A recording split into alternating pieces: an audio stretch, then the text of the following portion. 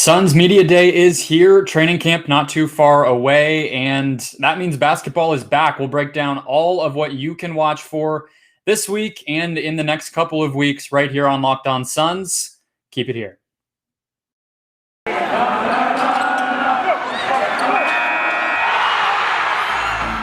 You are Locked On Suns, your daily Phoenix Suns podcast, part of the Locked On Podcast Network, your team every day.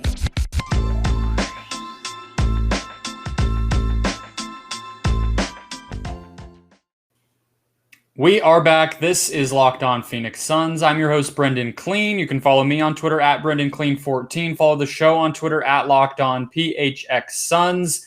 Basketball is back. The show is back, doing every single day, Monday through Friday here. And of course, because it is a Monday, Brandon is back. He is at @ZonaHoops_. Brandon, football. Wow, I don't even know what sport. I'm too locked into the Cardinals. But basketball is happening for the Suns in a week. Literally a week, we'll be talking about a Suns game. How crazy does that feel to say? It's still insane. I mean, media days tomorrow and the first preseason game in a week. Like, it's just snuck up on us very quick. And I think Suns fans are so used to caring about the draft lottery for 3 months. And then, the draft happens and then the regular offseason. So having this short of an offseason in what's already a shortened offseason is just crazy and amplifies it. So, everyone says they're not ready, but in a way, I think once it comes, we're all ready for it. I am super ready. I wasn't for a while. I was kind of nervous and there's going to be so much, to get back into emotionally and just obviously, doing the work and doing the show every day and all that. I was like, am I ready? Am I ready? But honestly, watching some of these WNBA playoff games and then just thinking about, listening to preview coverage and stuff like that, I'm like, okay, I do like basketball. Obviously we all love the Suns. We all love basketball. So in that way, I'm for sure ready for it. We're going to get you guys ready for training camp. I mean, next Monday, we'll be able to talk more about preseason and have a little bit of more informed opinions based on what Monty Williams and the players and everybody else says during camp. But for now, we're just going to kind of set the stage for everybody being back. So we'll go through some different things. We'll have questions actually toward the end, a couple from you guys, both on Cam Johnson. So apparently he is the hot topic. We'll touch on that to close. First, though, we'll talk about one guy who is not going to be back, and that is Devin Booker. Late breaking news, sort of, as we were getting ready to record today on Sunday, that Booker is in the health and safety protocol, will not participate in Media Day on Monday, which is in person for those of you who might have not noticed that part. Some teams are doing it virtually, some teams are doing it in person. So because it's obviously around a lot of people, Booker will not be able to participate. So starting preseason down, the camp at least, down your best player is not ideal, Brandon. What did you think when you saw the news? It kind of came out of nowhere.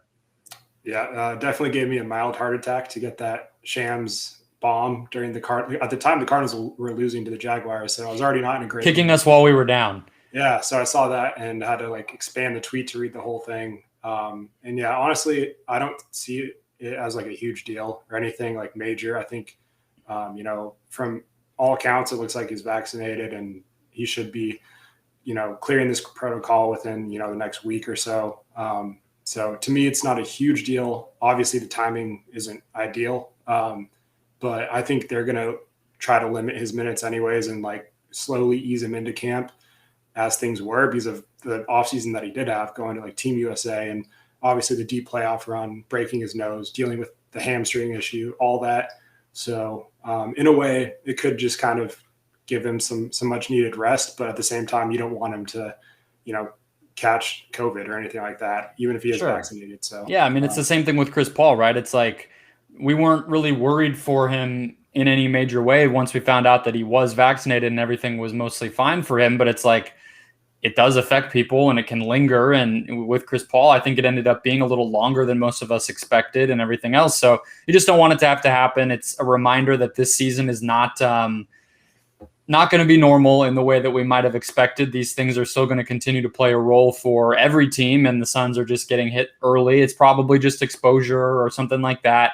I don't think it's anything to necessarily freak out about. And October 20th opening night is still a long, long way away.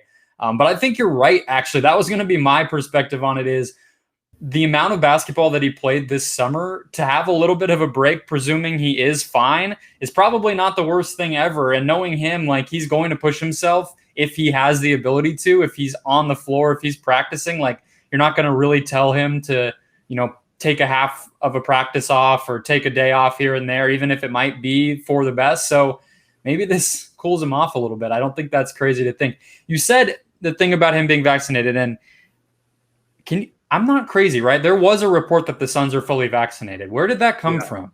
Because I could not find it again when I was looking.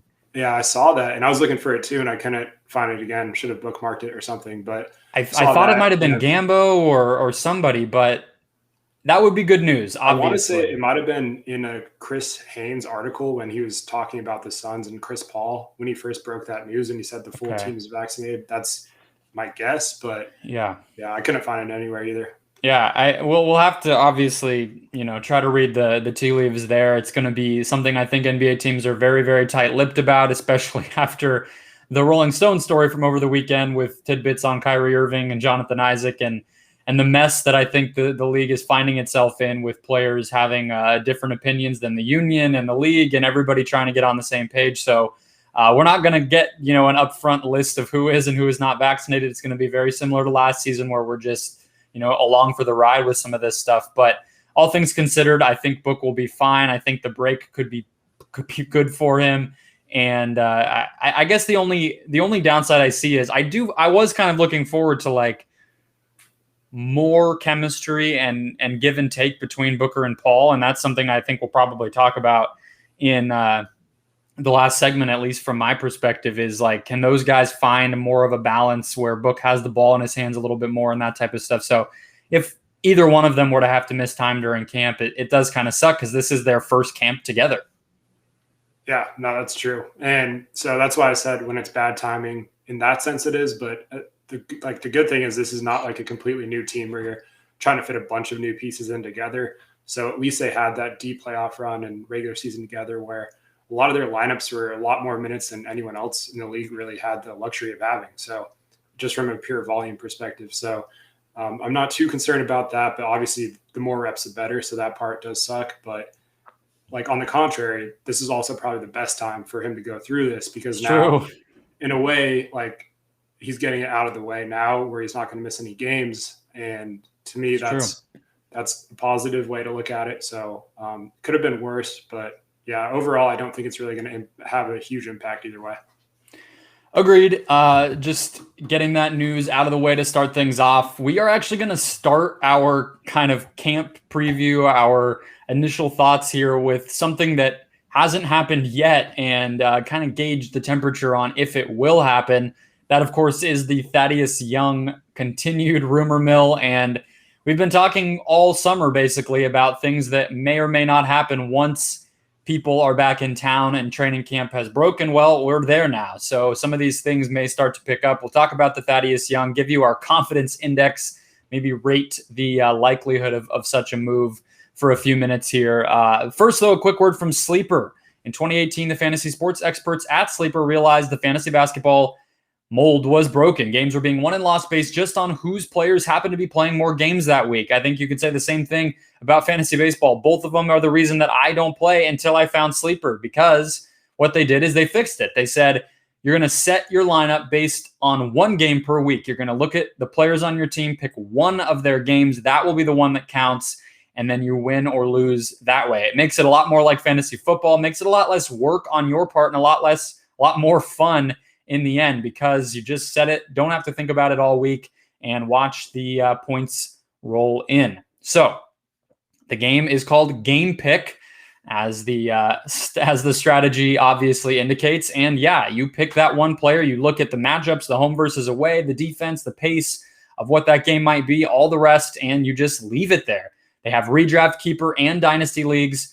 Game Picks is your one-stop shop for fantasy basketball. They have cracked the code and made the game more enjoyable for everybody.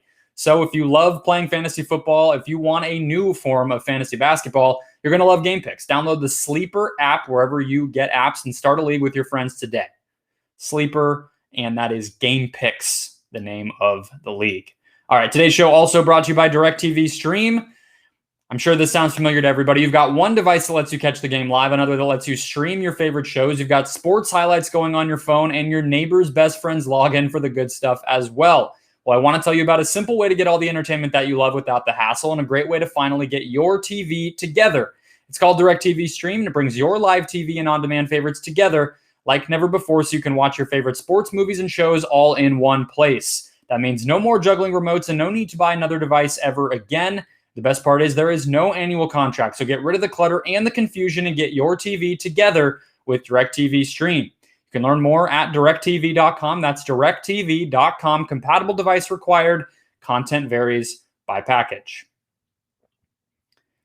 The Thaddeus Young Confidence Index. I have refrained from talking about this trade situation, honestly, that much, Brandon, because I've already said I think it's a good move. We've talked about this guy for weeks at this point.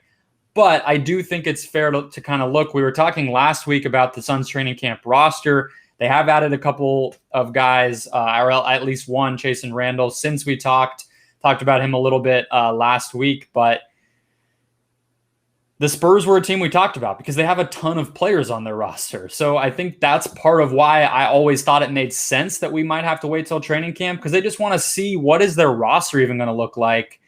And I still don't feel like Thaddeus Young really makes sense there. So do you think this month of October is sort of when we finally see this thing happen?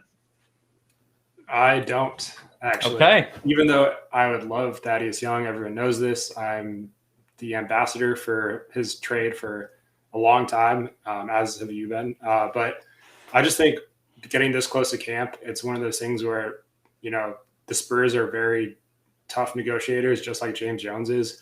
So there could come a point where, I think you make a good point about training camp, where they decide if they want this guy or not, on a few guys on that, on the verge of making their roster.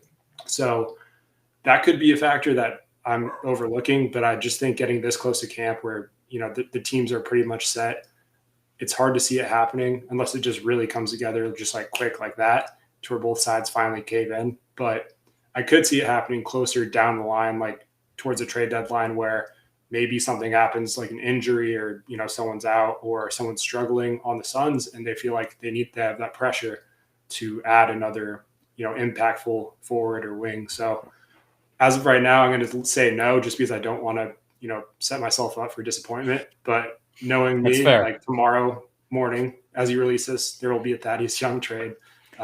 Let's hope not, because I'm not really in the mood to do an entire reaction pod tomorrow. I like for news to break timely for me on a production schedule. But yeah, I don't know. I mean, you're right to say that it's rare that there is a trade during camp period. I mean, that's just not common, right? I mean, like even the James Harden trade, which we all knew he was basically holding out and causing an entire scene. And even that didn't happen until partway through the season, a few games into the season. So it's not common that you see I don't think Thaddeus Young is a blockbuster, but it is a pretty big trade. It would inject an entire piece into the Suns rotation. It would put a bunch of new random dudes on the Spurs roster, and it would change a lot. You're right. So I think that's fair.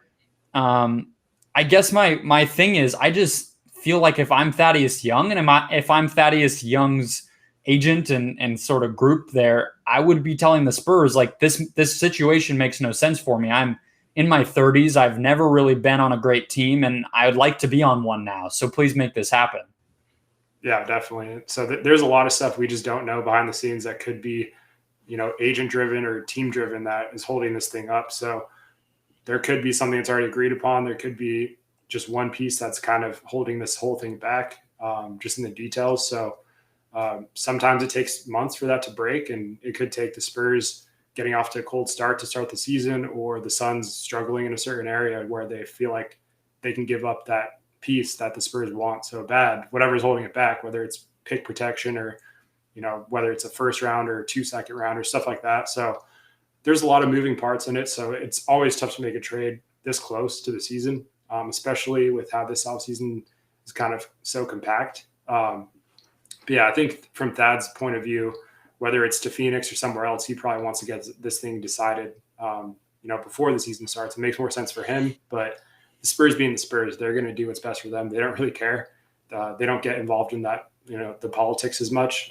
There is some drama that has unfolded in the past there, but they stick to their guns. They're pretty well known for that. But they don't make trades is what I was going to say, that's what caught me so off guard. And I guess if you're going to make the sort of pessimistic case about this trade happening is that they don't do it. They just don't trade. I think literally the Kawhi Leonard trade is one of the only trades that they have made like for a decade. They quite literally, they hardly ever do this. So I guess that's a big thing. Like, do they care enough about, making Thad happy, about, clearing room for young guys to play, all that stuff to go ahead and do something that's very uncharacteristic for them? I guess you could, if you really wanted to be lenient, you could be like, okay, well, they know Monty Williams, so maybe they move more likely, but they don't do this with anybody. And there's Spurs folks all around the entire NBA. So I think that is sort of an arrow in your quiver of like not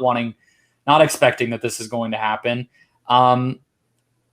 You're kind of convincing me. Like, I was coming in ready to say that I do think it's going to happen just because of, honestly, the roster makeup of some of this stuff. Like, I think that the Spurs have the pieces that they might want to offload. The Suns have obviously the salary to get it done. They have this open roster spot, all this stuff. But I guess, now that we're here, I'm sort of going back on it. What do you think? Let me ask you this, because I think it might affect how we feel about this as well. Do you think the Spurs are they actually going to try to win again, even though they let DeRozan and Aldridge go? Like, are they really thinking this, coming up into this season, we're going to gun for 500 again and see what we can do? I do. I think they're going to focus on developing their young guys and trying to win as many games as possible, because that's kind of just what they do. And I think a lot of their guards, especially, they're kind of at the age where we could see one or two of them make a leap at some point. They can't be terrible. Like, they're good enough at this point where they're not going to be terrible. Yeah, that's fair. Jakob Poeltl and Doug McDermott, and if Thad Young plays for them and he's getting minutes, like all of a sudden, like with those guards and just a young team coached by Popovich, they're going to scrape out, 40 wins. So that's, to me, they just look like the definition of like a 500 team. But I forgot that they signed McDermott. Yeah. What a contract. So, I mean, he's not a bad player, but that should have told us. That should have told us back then that they still think that they're going to compete. Yeah, why sign him if you're never going to see a full Spurs rebuild while Popovich is there? I think it's kind of like that Pat Riley effect where he's going to try to win and at least keep the team competent. He doesn't want to be a joke out there. That's just the competitive edge that he has. So I think that's why you can kind of count on the Spurs. Like, you just can't count them out for that play-in spot, even if they're not the sexiest team on paper. Like, they're going to come out and play. And if you fall asleep, we saw it last year. The Suns got smacked by them. So you can't sleep on them, and maybe who knows, Thad Young could be a part of their plans this year. They could be saying, you're going to have a huge role here. They could sell out to him pretty easily. Could start. I think he might start if he's there. If he's there by opening night, I think he might start. Yeah, you're convincing me out of it, honestly. I guess you think it's less than 50-50. I feel like you're leaning toward it's like less likely than it is. Yeah, I would put it probably like 40-60-ish. And that's me being confident, or like generous, I should say. Generous, yeah. It's probably more unlikely that it happens at this point, but that's also probably me like hoping it does, just reverse jinxing myself because I want Thad Young on the Suns. So, sure. But realistically also, it's kind of like, it's tough to like make all those things happen at once, even with this discussion going on for like months, it seems like. Yeah, well, obviously that's number one thing to monitor, I think, outside of the extensions and then some of the on-court stuff. But busy training camp for the Suns, considering there's this trade looming over things. The extensions obviously still yet to be signed. And what is the team going to look like? So that's why we wanted to give our thoughts here. I do want to plug really quickly. We are starting on Wednesday, the 13 questions that will define the Suns season. So I already recorded one for Wednesday. So we'll give that away. And one of the other ones is, what is the flexibility that the Suns have to make an in-season trade, and what are some of the permutations and possibilities there? I'm hoping to get Jake Fisher. I've been trying to land him for a while, who's been writing a ton about these Jalen Smith, Thad Young rumors for weeks now about the Suns. So hopefully I can get him before or right after a trade like this might happen. But it does seem right there, and it does seem likely that we do see the Suns make some sort of trade during the season. It's just, will it be Thad? Absolutely. Will that happen? Yeah. Yeah. Sorry to cut you off. Yeah. The way this roster is set up, they're definitely making a trade. Like that's what. And they clearly don't love Jalen Smith. I mean, that's obvious. So you combine all that, it's like they have a first round pick who they don't necessarily want to be on the team, and they have this open roster spot and the salaries. Like, they're going to make a trade. Yeah. Plus the exceptions they have left. Like it just all signs point towards this offseason extending into the regular season. So they're definitely not done, whether it's that or someone else. I would put my life savings on a trade happening at some point. Yeah. Yeah. Much more exciting in-season stuff, I think, than last year, where obviously Torrey Craig became a pretty big difference maker, but that was the only noise we heard out of the Suns all season long. So with that, at least our predictions out there, I would say I'll say 50-50 just because I was a little more optimistic than you, but I think you're bending me toward the negative a little bit on it happening in the near term as well. Let's transition, though, to just like how we think the Suns will approach camp and approach the preseason. We'll have next week to really dig into the games, and we'll know a lot more based on what we hear from camp this week. But yeah, I think there's also something to be said for like, what is some of the strategy and changes we might see from this team, that'll get implemented over the course of this week over at the practice facility. So get into that in just a second. First, though, a quick word from Built Bar, the best tasting protein bar ever, my favorite protein bar, and Built Bar likes to say the healthiest candy bar ever. And I think we're close on the fall flavors. These summer flavors have been popular. They've been excellent. I've tried them. Strawberry, orange, cookies and cream. I believe German chocolate is one of the rotating as well, but we're probably getting close to fall, and that means new flavors over at Built Bar. In addition to the everyday favorites like double chocolate, coconut, salted caramel, really just pick your favorite candy bar. Imagine what's in it. Like, for instance, an Almond Joy obviously would be the coconut, and you're bound to enjoy the Built Bar that's most closely associated. They are that delicious. They are that sweet, even though they only have about 4 or 5 grams of sugar. Somehow they've concocted this recipe to completely trick your mind. Honestly, that's what it feels like. You bite into one, it doesn't make sense that it is so low in sugar and so low in calories and could taste so good. I'm not lying. It really, truly is that way. 17 to 18 grams of protein packed into each and every one. So go back to an old favorite like coconut or double chocolate, or maybe try something new for the first time, maybe one of those summer flavors. Go to Built.com when you make your purchase and use the promo code LOCKED15 to get 15% off your next order. Again, that's promo code LOCKED15 for 15% off at Built.com. Today's show also brought to you by BetOnline.ag. BetOnline is the fastest and the easiest way to bet on all of your favorite sports, and during football season, all eyes are on the gridiron, and BetOnline is no exception. BetOnline, your number one spot for pro and college football action all season long. Here is how they are celebrating. Here's how you can celebrate. You're going to go to the website. Again, that's betonline.ag. Use your mobile device as well. They have an app. Make an account, and when you make your first deposit, use the promo code NFL100. That is all one word, of course, NFL100, to get a 100% welcome bonus. That's double your initial deposit just for signing up when you use that promo code NFL100. Of course, in addition to football, they've got basketball, boxing, Vegas casino games, and much, much more all the time, basically constantly updating and changing and adding and all the rest. BetOnline is your online sportsbook expert.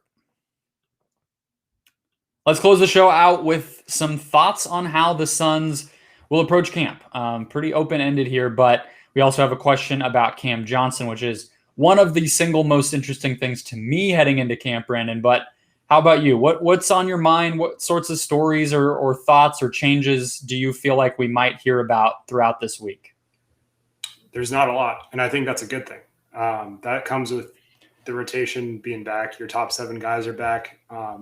The 2 new guys you brought in, like the major additions like Shamet and McGee, you know what they're going to give you. Like, their roles are pretty set in stone. So I think in that sense, you have your top 9 kind of ready to go. And that's like a luxury that I think is going to help them develop not only chemistry faster, but just get into like making adjustments and experimenting with different looks offensively and defensively in camp, just because they're not going to have to worry too much about, getting those chemistry reps in. Like obviously with Shamet, you're going to want him to play a lot with Payne. I think in the preseason too, that should be a fun duo to keep tabs on. For the most part, I think just getting everyone there, staying healthy, just not overdoing anything for Chris Paul or Devin Booker after the workloads they had. And the same could be said for DeAndre and Mikal, to be honest, just because, Mikal's the Iron Man and DeAndre played such a huge role. So I think just kind of easing the main core back in slowly while also trying to balance that with developing chemistry with like the couple new pieces they did add.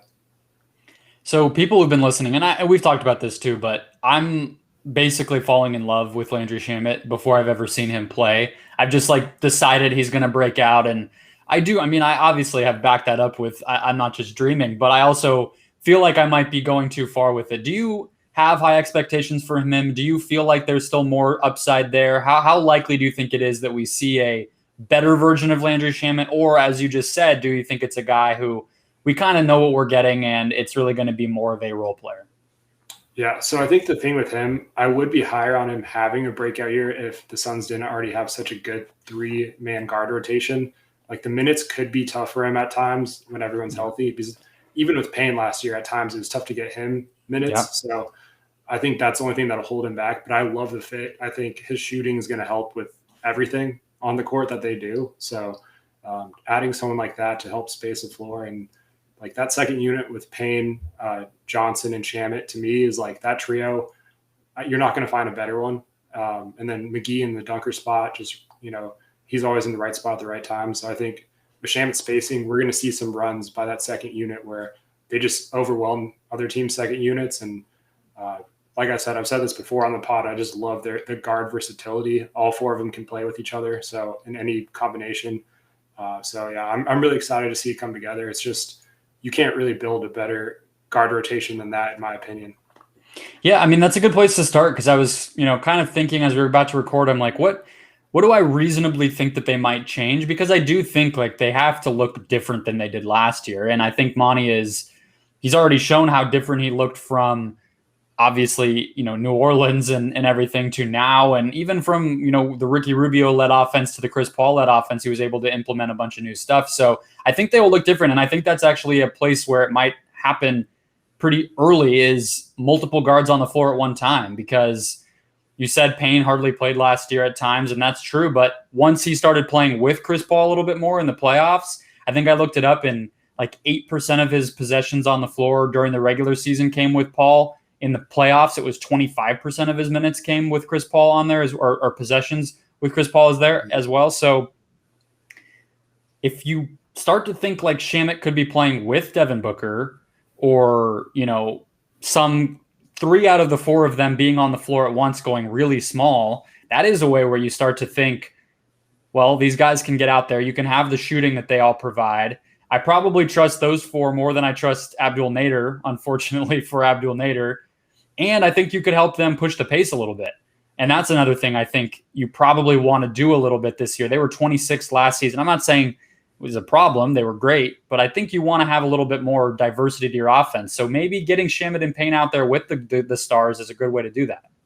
Yeah, for sure. And I do think we'll probably see some more 3-guard lineups too, just because of how successful it was in certain matchups. Whether it's Payne, Booker, and Paul, or Shamet, Payne, and Booker, like there's a lot of different ways you can find minutes for him. Even last year for Payne, like 18 minutes a game in the regular season. But like you said, once they figured out that he could play alongside both of them and like his confidence started to grow, it was really clicking. So I think they'll find a way to get Shamet at least, 15, 20 minutes a night. And from there, it's just about what he makes of the opportunities. But I think in this offense, like the way he plays, it's going to be such a perfect fit. And him and Cam on the floor at the same time, spacing the floor, is going to open up a lot for Payne. And I think it's just going to be beautiful to watch. Yeah, hopefully. I think those guys are also, just being younger and everything else, you do want to, I guess I always say Payne is young. He's inexperienced more so than he's young. And then Shamet also, obviously, I think he's about 25. So you want to at least see what those guys can be. You don't want to, stagnate their development if there's something there. So we'll see if to what extent they play together and how all of that looks. But I think that's probably something that they'll want to give a long look to build off of what we saw in the postseason. But let's get to these questions. Basically, I feel like the gist is, how likely is it that Cam Johnson gets more of Jay Crowder's minutes, and did Cam Johnson show enough to earn those minutes? If you want to shout out the people who asked the questions on Twitter, love to do that as well, Brandon. But what do you think? What do you think about Cam? Because I think this is number 1A of the things that I am most interested in heading into the camp and preseason is what is Cam Johnson's role and will it grow? Yeah, I think he will overtake Jay Crowder as at least their closer. I'm not sure about the starter, and I do think a lot of it's going to be matchup driven. Like there is times where Cam can struggle to guard bigger wings and forwards, so that's something to monitor. Like if they're playing a bigger team, maybe Crowder gets the edge in that regard. But sure, the Lakers or even like the Cavs, teams that play two bigs, you're probably going to have Crowder out there. Yeah. Yeah, but in these typical like small ball stretch, like space of floor lineups, I think you're going to see Cam close a lot of games out. So I do think eventually it's his spot, and I think him and Nate make a lot of sense together with kind of what they can do offensively and defensively. But that's going to take him and Mikal to both put on some strength and be able to show they can guard those more physical forwards, even if they're not, big forwards. Sometimes just those power small forwards, which I know that's kind of like an oxymoron, but those the bigger wings, right? Yes. I mean, like if they had to defend Kawhi Leonard, right? Yeah. Like that would have been a nightmare for this team. Unfortunately, they got lucky. They didn't have to do that, but those types of guys, yeah. Yeah. So I do think he's shown a lot in the playoffs, and there is room for him to grow and show more offensively. It's just going to come with time. And like any young player, you can't count on him too much. And that's kind of the luxury they have is they don't have to. Like everyone else is getting, this is just such a team effort and across the board. But yeah, shout out to, I'll try to get these ats.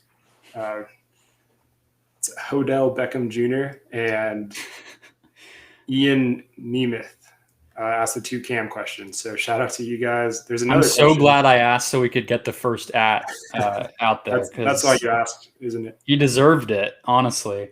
I think, yeah. Was there? What's up? There's one more question from. Okay, let's do it. The big guy. Prediction on this season's record. So I'll put you on the spot. What do you think?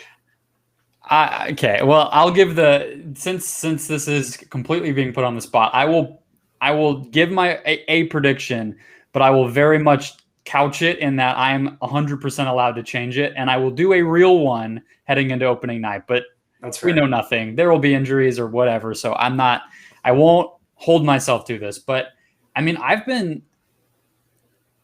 they're going to win 50-plus games. I mean, that's a given. I think they could win 55-plus games. Honestly, I really think like the betting, the over-unders for betting are underestimating this team. I just see no reason why they shouldn't maintain their pace from last year's regular season, and they could be even better. They were 9-9 at one point last year, right? They're not going to start that slow unless something crazy happens. And if they just are as good as last year, then that means they'll be even better because they won't start slow. So I don't know, like I'll say 57. And I know that's high, but like I really think it's possible. Yeah, I'm going to go 55 just because I think that's still winning a lot of games first off. But yeah, I know it's like you get close to 60 and you're like, I don't even want to put this out there because it's so ridiculous. But why not? Why would they not? Yeah, because I mean they won 51 last year with less games, so they're bound to. I think 50 is kind of a lock. Like I've already placed a bet on that over under. It's easy money to me as long as everyone's healthy. Obviously, there's external factors, but yeah, I think if this team's healthy, they can win anywhere from 55 to 60 games. I'll go conservative with 55 just because the West is a pain, and now they're going to have a target on their back because you're the defending Western Conference champs. That's something they've never had. They were able to catch some teams off guard a little bit at times last year, I think. And now this year, I think teams are going to get up for them. So that's something they're going to have to adjust to on the fly. But I don't think it's going to make a huge difference. There just could be a couple more trap games that, just a young team loses just because they're maybe not a little too cocky, but just takes the opponent a little bit too lightly. While on the contrary, that team's just amped up for that game. Sure. Yeah, we saw that even last year when they just didn't handle bad teams. They were not good against under 500 teams. So some of that stuff happens. But if they were to win the same percentage of their games that they won last year during a 72 game season this year, they would win 58. So, we're both under that pace, and we're both agreeing they're probably unlikely to start as slowly as they did. On the other hand, they're probably unlikely to have such a great health season like they did last year. And that's the big unknown. It's impossible to project for. But, Chris Paul, Devin Booker missed a few games, DeAndre Ayton, basically every single key player was healthy for the entire season. That's rare and unlikely. So, you do have to couch it a little bit there. But I just think they're going to be pretty bulletproof during the regular season and, be gunning for home court again. But I love that our listener, every time there's a mailbag, nobody wants to ask a very minute question. It's always, how many games is this team going to win? What's the trade that's coming, and who's going to win the finals and everything else. So I love it. I'm not even criticizing, but it is hilarious and very predictable. That'll close us out though. What can we watch from you, Brandon, at Brightside at Zona Hoops as we get the season rolling? So one quick thing to add on, a little mic bomb. I guess he's watching Devin Booker's Twitch, and he is looking healthy live on Twitch and just saying he feels fine, but he has no taste or smell. So you heard it here first from. So he does have COVID. Okay. Well, that sucks for him. That's Mike Vigil. Yep. Okay. So shout out Mike Vigil for doing on the ground reporting, very hard nosed investigative journalism there. But that'll close us out. What do you want to plug here? What can people keep an eye out for written wise from you this week? So when you're done listening to this, go check out, actually just recorded with Mike and Sam, the final episode of their internal development with Campaign. We talked about him for about an hour, 10 minutes. So it was the ultimate Campaign hype train. So check that out. And then October 5th, the Sunnies will be, on live TV, I guess you could say, on YouTube. So at 7 p.m. So check that out. But yeah. And that's on the PHNX Suns YouTube page? Yeah, they'll be hosting that. So I'll be there with Lindsay, Gerald, and Espo doing that show. So it should be a lot of fun. Awesome. Yeah, everybody go subscribe over there. If you haven't already, even aside from the Sunnies, they'll be doing stuff all week, I'm sure, as well. They've been doing awesome content. We love them and their team. But we can talk more about that. I think our next show will be before then, so we can really make sure everybody is aware and plug that. But man, it is crazy to say that Suns basketball is here. Like I said at the top, I still can't technically wrap my head around it, but whether I like it or not, it is the reality. That'll close us out for today. Enjoy Media Day. I'll give you my thoughts on Tuesday morning for all of you from what we hear from the Suns facility. And then the 13 questions that will define the Suns season will start on Wednesday. So busy week, and I'm looking forward to it. I'm sure you guys are too. Talk to you tomorrow.